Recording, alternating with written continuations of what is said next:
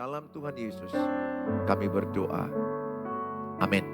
Shalom, selamat pagi, selamat bergabung dengan Menara Doa Pagi. Saudara, hari ini saya membawa firman Tuhan mendampingi pasangan yang sulit. Saya pikir banyak mengalami ini ya, mendampingi pasangan yang sulit. Sangat penting kita bagaimana belajar untuk mendampingi pasangan yang sulit. Ada suami yang sulit, ada istri yang sulit. Ya, lebih susah lagi kalau dua-duanya pribadi yang sulit. Bagaimana mereka akan bersama. Kita belajar bagaimana mendampingi pasangan sulit. Dalam 1 Petrus 3 ayat 7 dikatakan, hai suami, hiduplah bijaksana kepada istrimu. Di situ kita disuruh menjadi orang yang bijaksana dalam mendampingi istri. Dalam kitab Amsal dikatakan bahwa untuk membangun rumah tangga itu butuh hikmat, butuh pengetahuan, butuh pengertian. Jadi kita penting pengetahuan, skill mendampingi pasangan. Kalau kita punya skill mendampingi pasangan, walaupun sulit, itu akan sangat menolong. Tentunya kita harapkan pasangan yang sulit ini suatu waktu dia bertumbuh, berubah. Sehingga tidak mempersulit pernikahan itu. Karena pada awalnya Allah menjadikan pernikahan itu bukanlah sesuatu yang sangat menakutkan, mengerikan. Karena Allah berkata, baiklah kita menjadikan manusia Adam dan Hawa serupa dan segambar dengan Allah, imago Dei. Jadi sebenarnya perpaduan antara Adam dengan Hawa adalah menggambarkan Allah. Allah ada dalam pernikahan. Allah ada dalam keluarga. Sesungguhnya Allah punya ide yang sangat mulia, sangat baik. Keluarga itu baik adanya, indah, menyenangkan. Tetapi karena dosa manusia, karena kurangnya skill, karena adanya orang-orang yang sulit, sehingga mempersulit pernikahan itu.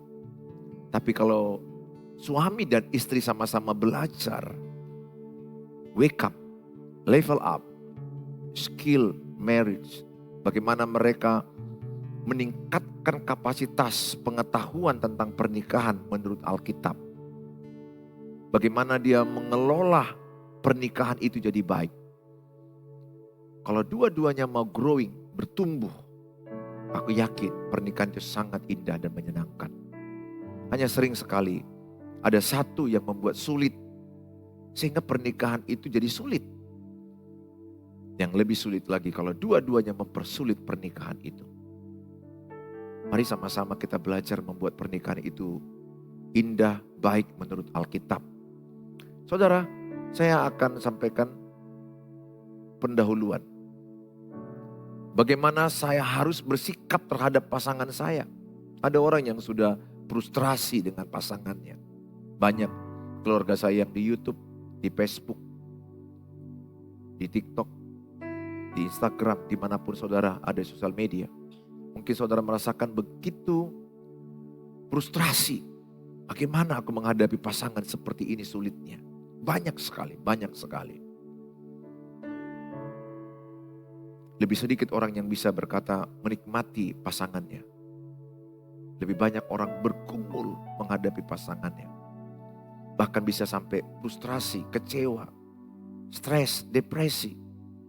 Bahkan ada yang gangguan jiwa. Bahkan bisa mengakhiri hidup karena frustrasinya dengan pasangannya. Apa yang harus saya lakukan untuk menghadapi dirinya yang sangat sulit? Apakah saya harus bertahan? Nah, ini pertanyaan yang banyak sama saya, keluargaku. Saya berdoa, bertahanlah dalam kesusahan. Yakobus 1 ayat 12, bertahanlah dalam penderitaan, maka engkau memperoleh mahkota kehidupan. Sangat penting engkau bertahan. Sangat penting engkau bertahan dalam penderitaan, dalam kesusahan. Bolehkah saya berpisah agar jiwa saya dan anak-anak saya sehat? Karena banyak istri yang sudah sakit mental. Suami juga ada yang sakit mental. Anak-anak yang kena mentalnya, psikis. sehingga berteriak. Atau dia diam murung anak-anak itu. Atau ada anak-anak yang lari ke dunia malam, narkoba, dunia bebas. Mereka juga kena mental. Ketika suami istri bertengkar, anak-anak kena mental. Terlebih ketika memutuskan bercerai, maka mereka kena mental yang sangat dalam. Sangat dalam. Makanya saya melalui sosial media ini berjuang, berseru. Jangan bercerai. Kasihan anak-anakmu.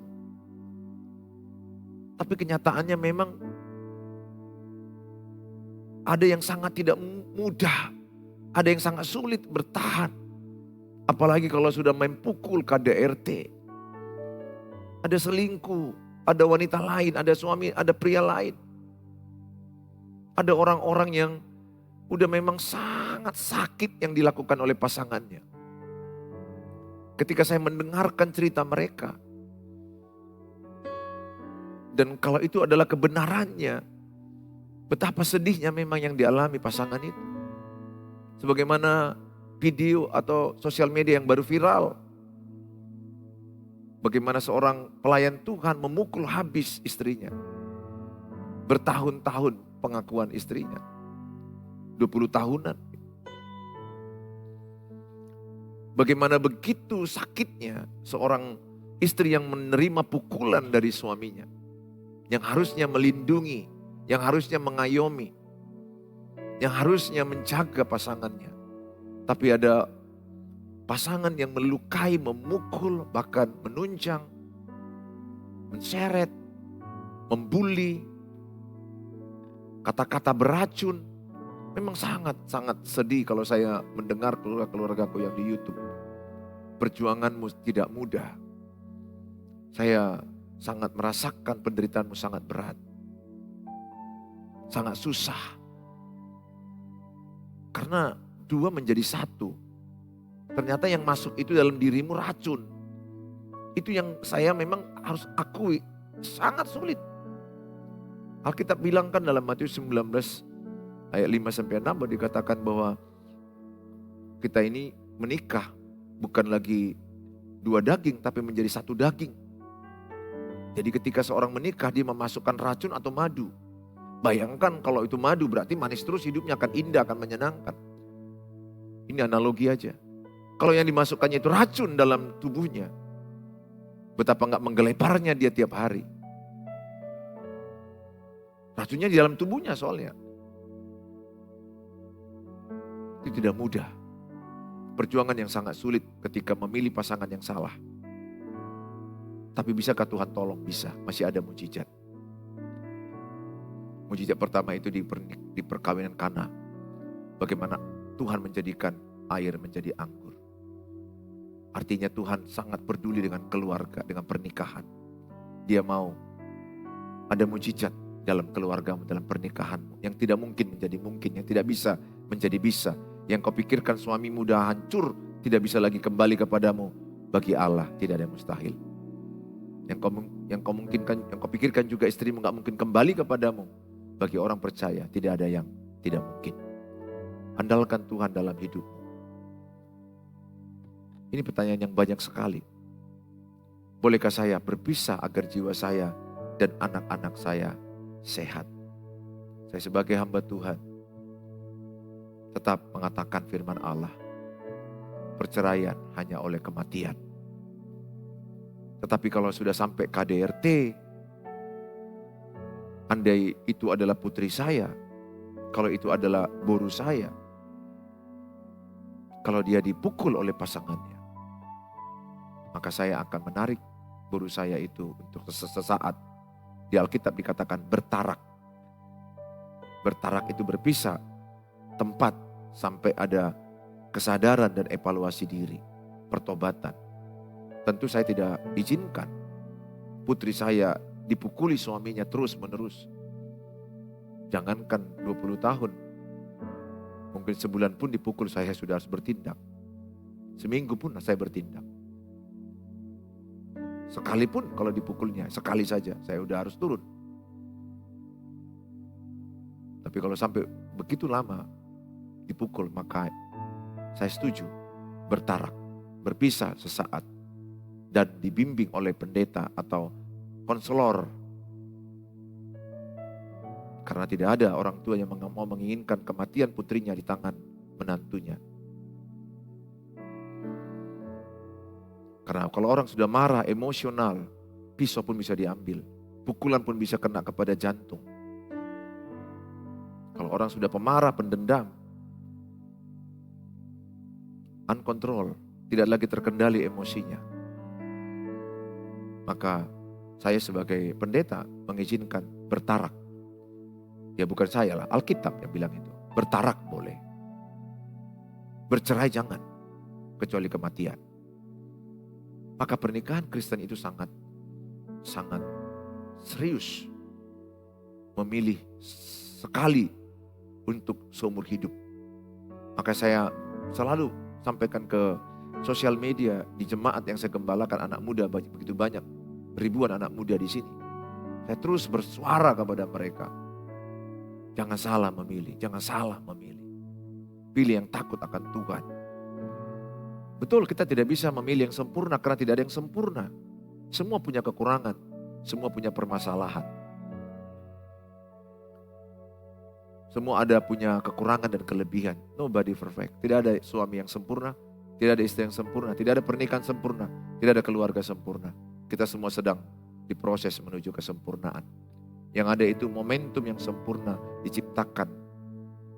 Kebersamaan, doa bersama, waktu makan bersama, liburan bersama. Apa yang dimaksud dengan pasangan yang sulit? Kalau kita lihat dalam slide ini, dikatakan adalah jika seorang suami istri sering menjadi penyebab pasangannya dan anggota keluarga lainnya merasa frustrasi, terganggu, marah. Jadi pasangannya itu membuat pasangannya itu frustrasi, mengganggu pasangannya. Dan dia menjadi seorang yang pemarah, marah. Dan selalu bawaannya bingung. Membuat kehancuran dalam keluarga. Dan hal ini dilakukannya berulang-ulang. Baik dengan sengaja ataupun tidak sengaja. Untuk menyakiti atau untuk mendapatkan apa yang mereka inginkan. Sehingga pola perilaku suami atau istri menjadi racun dan penderitaan di dalam keluarga. Bayangkan kalau racun itu ada dalam pasanganmu. Mulutnya beracun. Kata-katanya beracun. Perilakunya beracun. Wow, itu sangat sulit. Kita teruslah belajar. Alkitab pedoman kita mengajarkan kita bagaimana Kolose 4 ayat 6. Hendaklah engkau berkata-kata penuh kasih. Supaya orang yang mendengarkan itu dikuatkan, dibangunkan, disegarkan, disemangati, disukacitain. Mendapatkan kasih karunia.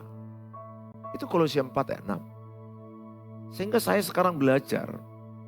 Bagaimana kata-kataku itu didengar orang itu dikuatkan, dibangunkan, disemangati. Itulah kata-kata anak Tuhan Yesus sebenarnya. Itu yang saya lakukan dengan istri saya sama anak-anak saya.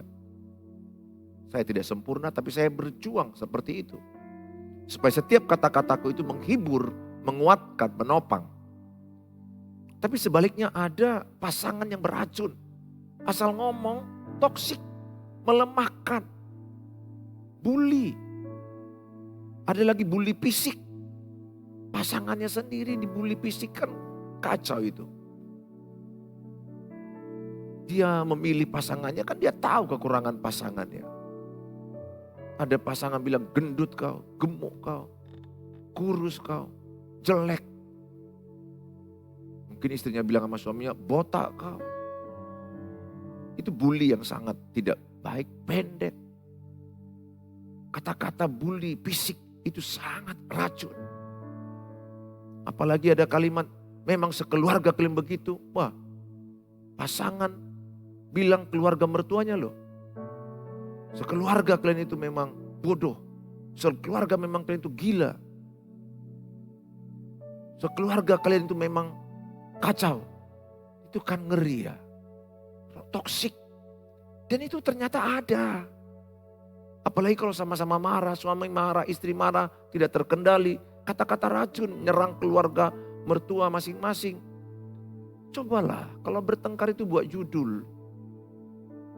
Kalau bertengkar itu buat judul. Saya belajar begitu, kalau ada persoalan sama istri, saya bilang ayo kita minum kopi. Tapi buat judulnya. Judulnya adalah letak kunci yang salah. Karena ada orang hanya masalah letak kunci berantem. Hanya letak payung berantem, letak sepatu berantem. Susunan baju berantem. Saya pernah mengalami itu jujur aja. Dan masalahnya sebenarnya masalah baju. Karena itu aku kurang rapi, ku ambil. Jadi agak mersaburan lah kan, berserakan. Agak berserakan itu bajunya. Dan aku buru-buru. Istri masuk kamar, dilihatnya marah. Kenapa begitu? Dan marah dan kemudian jadi meluas. Saya juga mulai menjawab. Ini pengalaman saya. Jadi meluas. Nah sekarang saya ajari istri saya sama anak-anak saya. Kalau ada masalah, kita makan sama, handphone tutup, kita bicara judul. Judul baju marsaburan. Itu. Bahasa Indonesianya baju berserakan. Itu marsaburan bahasa Ibrani itu. Marga Sibarani yang bisa mengucapkan itu. Baju berserakan. Atau dibuat bagaimana supaya baju tetap rapi, kan enak. Jadi yang dibahas hanya baju itu aja. Jangan dari baju lari ke baju mertua. Kan lucu ya, yang dibahas kan baju itu kenapa gak rapi setelah diambil. Tapi kalau udah marah, baju mertuanya pun dibahas. Baju mama itu aku yang beli. Kan topik jangan lari dari judul lah. Kayak saya khotbah jangan lari dari judul. Saya asal khotbah itu ada judul adalah poin 1, poin 2. Nah, kalau bertengkar Bapak Ibu, bilang sama pasangannya, kata Pak Pendeta Suheri kita buat judulnya apa. Dan buat peraturan tidak boleh lari dari judul. Pasti akan lebih baik menyelesaikan masalah.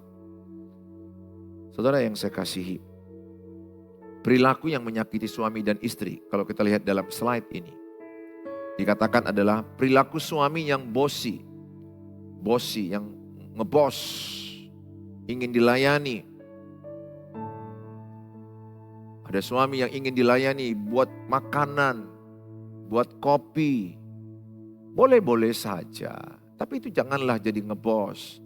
Istri membuat kopi, membuat makanan itu is good.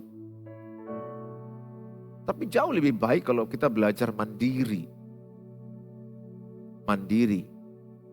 Tapi kalau memang ada kesepakatan, istri dengan senang hati memberi makanan, minuman suami duduk di kursi, dan istri menaruhkan nasi, is good.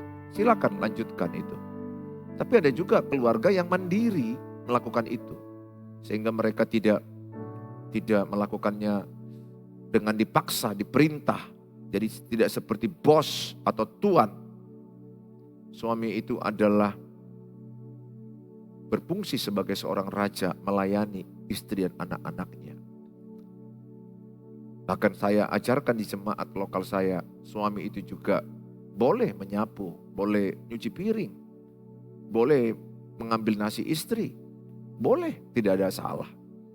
Tapi kalau bisa dengan baik istri membuat makanan suami, itu sangat bagus. Pertahankan, teruskan. Yang penting suami gak boleh gaya bos itu loh. Kalau gak dilayani ngamuk, marah, mana kopi, mana makanan. Kurang enak, marah, jangan dong. Itu bossy.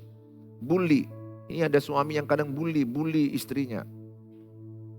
Bully dengan kata-kata. Kau itu ya udah jelek, udah dodong, campurlah semua. Bully, jangan dibully, jangan direndahkan, jangan diracuni pasanganmu itu puji, hormati. Ingat, kunci pernikahan itu saling menghormati, saling mengasihi, sering memuji pasangan. Istri bilang sama suaminya, papa ganteng, keren, hebat, yes. Suami juga bilang begitu sama istri, mama cantik, mama itu sangat menyenangkan, mama itu sangat indah, you are nice looking, engkau enak dilihat. Istri itu akan senang dipuji. Terlebih istri, cobalah suami-suami puji istrimu pulang dari salon, itu rambutnya goyang sendiri. Nanti lama-lama pinggangnya pun goyang-goyang. Kenapa? Pujian itu mereka gak tahan. Semua wanita itu yang paling nomor satu, mereka ingin dipuji. Makanya kenapa ada perselingkuhan? Ada laki-laki lain memuji dia. Dan dia jatuh kepada laki-laki lain. Suami kurang memuji. Ya, suami perlu memuji istri. Istri hormati suami. Hormatilah suami. Hargai dia sebagai pemimpin, kepala rumah tangga. Ada suami yang superior, merasa lebih di atas. Ingat ya, di Alkitab gak begitu. Istri bukan inferior. Sama, mereka itu mitra. Mereka sejajar, tapi dalam fungsi dia memimpin. Suami memimpin. Dan suami kepalanya adalah Kristus. Kepala istri adalah suami. Di dalam fungsi mereka berbeda. Di dalam posisi mereka setara, sejalan, sama. Fungsinya yang berbeda. Jadi gak boleh suami merasa aku yang superior. Istri inferior. Aku yang menentukan semua rumah ini. Jangan. Kalian adalah mitra yang sangat saling mengasihi, saling diskusi. Dan keputusan diambil oleh suami, itu benar. Akhirnya suami ngambil keputusan, itu benar. Tapi sebelum ambil keputusan, dia diskusi dengan pasangannya. Bagaimana baiknya. Ada suami yang antisosial. Nggak mau bersosial. Itu juga membuat istrinya merasa sulit punya suami yang antisosial. Diam aja. Nggak mau bersosial ke marga, ke STM, tetangga, di gereja. Manusia itu harus ada sosialnya. Ada juga suami yang selalu negatif thinking. Selalu melihat istrinya itu dari sisi yang negatif. Ingat, kalau kita melihat pasangan kita dari negatif, yang muncul kebencian. Yang muncul adalah rasa tidak suka sama pasangan. Saya men-set pikiran saya, mengingat memori yang positif yang istriku lakukan. Dan sampai sekarang juga, aku set pikiranku yang positif-positif. Semakin banyak yang positif di pikiranku, maka aku makin cinta, makin sayang kepada istriku. Tapi kalau aku mengingat yang negatif, yang buruk, yang kotor, yang jelek, maka yang muncul rasa negatif, yang benci, marah, geram, dendam. Set pikiranmu. Pakailah kacamatamu, kacamata yang positif melihat pasangan. Setiap orang ada kekurangan. Fokuskanlah kepada yang lebihnya. Doakanlah kekurangannya supaya kekurangannya bisa berubah. Tapi sudut pandang kita kepada yang positif. Bukan yang negatif. Begitu juga kita bersosial melihat orang lain. Kalau kita melihat orang lain semua yang negatif, pasti kita gak suka sama dia. Tapi coba lihat dari sisi yang baiknya, pasti ada lah. Gak ada manusia yang tidak ada baiknya. Ada yang positif, ada yang negatif. Tergantung fokusmu. Sama dengan wajah saudara, kalau fokus saudara kepada yang buruk dari wajah saudara, mungkin saudara lihat hidung saudara, atau mungkin mata kurang indah menurut saudara, atau mulut kurang indah, atau telinga, atau leher, maka saudara akan melihat dirimu jelek kalau engkau fokus kepada yang jelek. Tapi coba engkau fokus kepada dirimu yang bagiannya yang baik, yang bagus, sembari yang kurang diperbaiki. Lihat dirimu semakin pede, secure. Banyak orang insecure karena dia melihat yang negatif dari dirinya. Perilaku istri yang rewel. Ya, jadi perilaku yang menyakiti suami adalah istri yang suka rewel. Jujur kalau saya jumpa istri saya rewel gini, ya tidak mudah bagi kami lihat istri rewel seperti peluru F-16. Seperti Korea Utara menyerang Korea Selatan.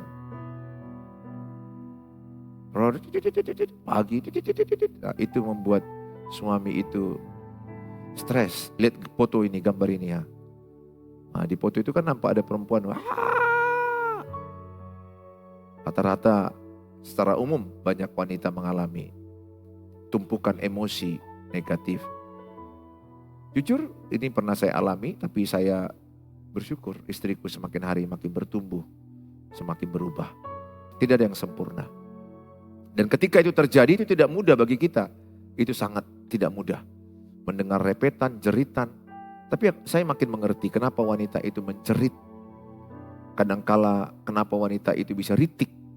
Ritik itu ya jadi menjerit atau ngamuk sendiri, marah.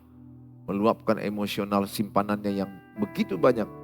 Simpanan emosi negatifnya. Sehingga ada yang menjerit. Kenapa seperti itu? Karena memang banyak beban pikiran mereka.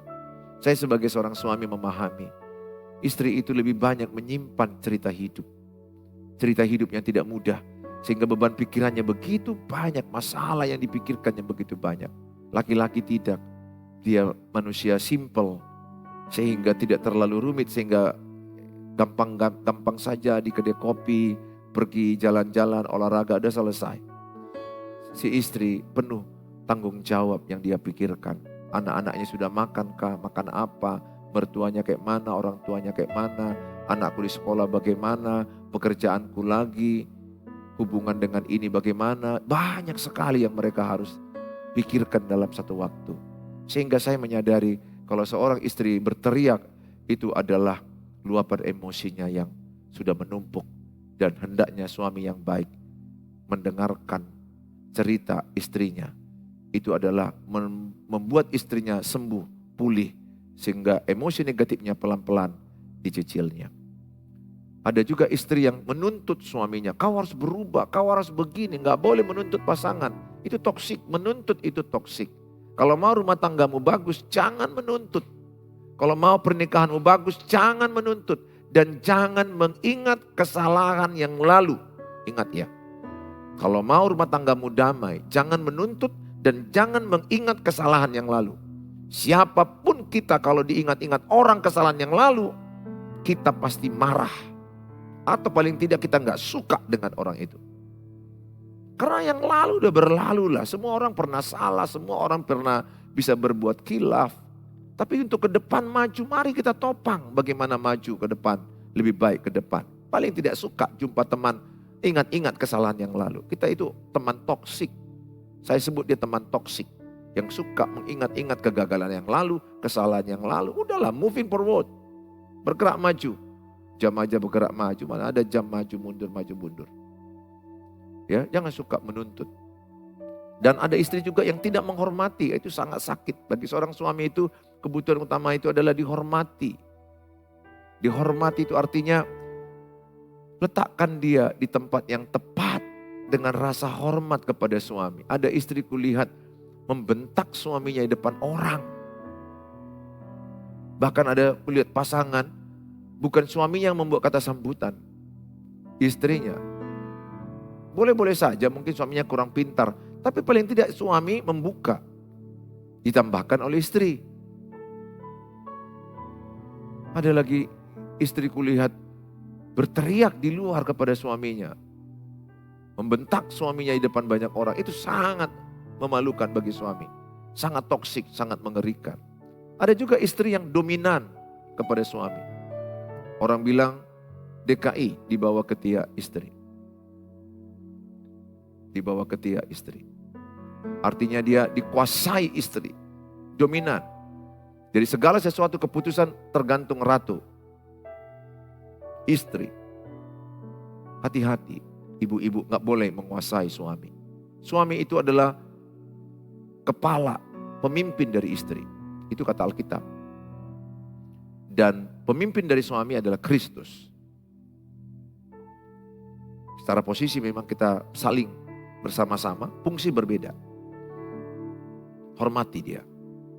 Ya, jangan jadi istri yang dominan. Belajar, diskusi, supaya nanti anak putrimu mencontoh perbuatanmu. Kalau ibu menghormati suami, putrimu juga akan menghormati suami.